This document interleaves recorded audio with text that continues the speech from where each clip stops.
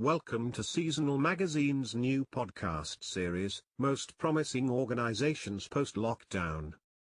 In today's episode we discuss the prospects of IDFC First Bank. Is IDFC First Bank poised to rebound post-lockdown? Soon into the lockdown, when Mr. V. Vaidyanathan rushed in to raise 2,000 crore rupees as fresh equity from the market, there were people who either thought it was unnecessary or as a move that will result in dilution. But the way things have unfolded since then, proved that the IDFC MD and CEO was perfectly wise in his decision. In fact, the market trusts his acumen in reading the signals, and that is why the fresh equity raise had strong support from institutional investors as well as key stakeholders. The market knows this is a banking stock that can rebound as and when the lockdown eases and normalcy returns to the banking sector. The already troubled Indian banking sector went in for a further fall recently when the finance minister said that debts related to COVID-19 will be excluded from the default category under the Insolvency and Bankruptcy Code, (IBC), for a period of up to 1 year. While there are some experts who feel that the move is not very useful for companies, as IBC proceedings were already under suspension for 1 year, the way banking stocks fell showed that it is indeed a negative move for the banking sector. It is clear that there is more to read in the fine print, and one clue might be that the finance minister also said that the minimum threshold to initiate insolvency proceedings has been raised to 1 crore rupees from 1 lakh rupees. The move is supposed to protect the smallest of micro, small and medium enterprises, MSMEs, from insolvency proceedings. While nobody will dispute the fact that COVID-19 related debts, especially in the MSME sector, should be considered sympathetically, what this government move to protect the sector will entail is that the individual banks have no much say in segregating between genuine MSMEs and fraudulent companies that may use it as an escape route. Another reason is that this 1-year moratorium will just postpone the pain for banks. These must be the reasons why banking stocks reacted badly to the recent move by the government. But the main thing here is that Mr. V. Vaidyanathan has the sixth sense to expect setbacks and act well ahead in time.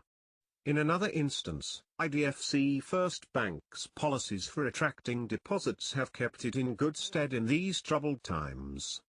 Recent figures show that due to the uncertainties and risks with stocks and mutual funds, investors are making a beeline for bank deposits, especially to those banks that offer the best rates. And IDFC First Bank, with its 7.25% interest rate across tenors, is one among the top 5 banks in offering higher interest rates. Such policies have ensured that the bank's CASA deposit has grown by 157%. Before COVID-19 struck and disrupted all sectors, including banking, IDFC First Bank has also been growing its retail loan book admirably. The private sector lender, which was formed by the merger of IDFC Bank and Capital First, has a loan book that has 2 streams, the legacy infrastructure loans that basically came in from IDFC Bank, and the newer retail loan business that the combined entity has been pursuing.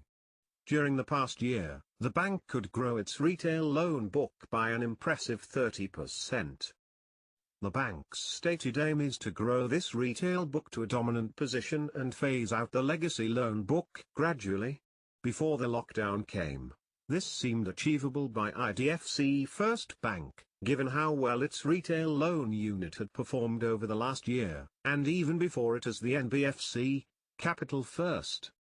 While COVID-19 and the resultant lockdown has thrown most banks into disarray, there is a high chance that IDFC First Bank would be among the first few banks to rebound in lending activity, due to a particular expertise.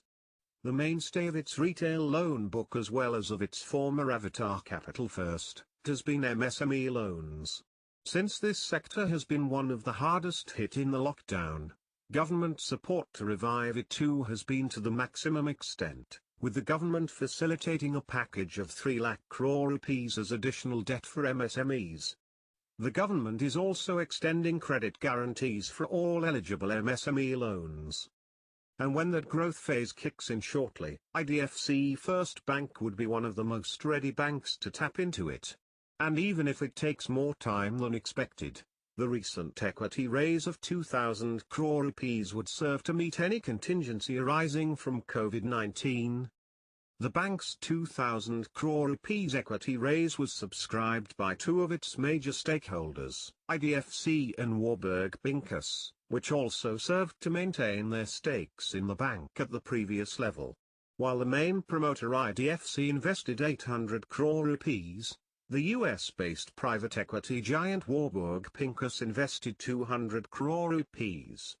The other half of the issue was subscribed by noted institutional investors, ICICI Prudential Life Insurance, which invested 600 crore rupees, and HDFC Life Insurance and Bajaj Life Insurance, which invested 200 crore rupees each.